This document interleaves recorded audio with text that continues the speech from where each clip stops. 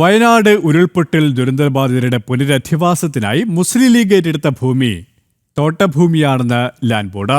ഭൂമി തരം മാറ്റിയെന്നും ലാൻഡ് ബോർഡിന്റെ കണ്ടെത്തൽ. ലീഗിന് വിറ്റത് തോട്ടം ഭൂമിയാണെന്നും ലീഗാണ് ഭൂമി തരം മാറ്റിയതെന്നും സ്ഥലത്തിന്റെ മുൻ ഉടമകൾ ലാൻഡ് ബോർഡിന് മൊഴി നൽകി.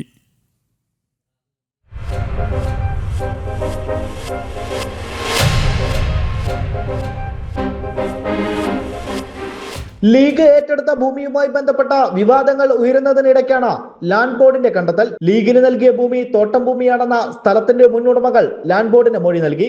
തുടർന്നാണ് ലീഗ് ഭൂമി തരം മാറ്റിയതെന്നും മൊഴിയിൽ പറയുന്നു. ഇതേ തുടർന്ന് ലാൻഡ് ബോർഡ് അധികൃതർ ഭൂമി വാങ്ങിയ വെള്ളിത്തോടെ ഭൂമിയിൽ പരിശോധന നടത്തി. 3 ഏക്കറോളം സ്ഥലങ്ങൾ തരം മാറ്റിയിട്ടുണ്ട് എന്നാണ് കണ്ടെത്തൽ. ഇവിടെ ഉണ്ടായിരുന്ന കാപ്പി പിഴുതു മാറ്റുകയും ചെയ്തു എന്നാണ് ലാൻഡ് ബോർഡ് കണ്ടെത്തിയത്. മറ്റു ചില ഭാഗങ്ങളും തരം മാറ്റിയിട്ടുണ്ട്. നേരത്തെ തന്നെ ലീഗിന്റെ ഭൂമി സംബന്ധിച്ചുള്ള ഇത്തരത്തിലുള്ള ആരോപണങ്ങൾ ഉയർന്നു വന്നിരുന്നു. എന്നാൽ അതിനെയൊക്കെ എതിർക്കുന്ന നിലപാടാണ് ലീഗിന്റെ ഭാഗത്തു നിന്നും ഉണ്ടായത്. എന്നാൽ ലാൻഡ് ബോർഡിന്റെ പുതിയ കണ്ടെത്തൽ കൂടിയായതോടെ ലീഗ് കൂടുതൽ പ്രതിരോധത്തിലായി. ലീഗിന്റെ ഭൂമിയിൽ താമസിക്കാനായി തയ്യാറായവരെ കൂടിയാണ് ഇത് ബാധിക്കുക. ഭൂമി നിയമ പ്രശ്നത്തിലേക്ക് പോയാൽ ലീഗിന്റെ ഭൂമിയിൽ താമസിക്കാമെന്ന് പറഞ്ഞവരുടെ പുനരധിവാസമടക്കം തുലാസിലാകും. ജനം, വയനാട്.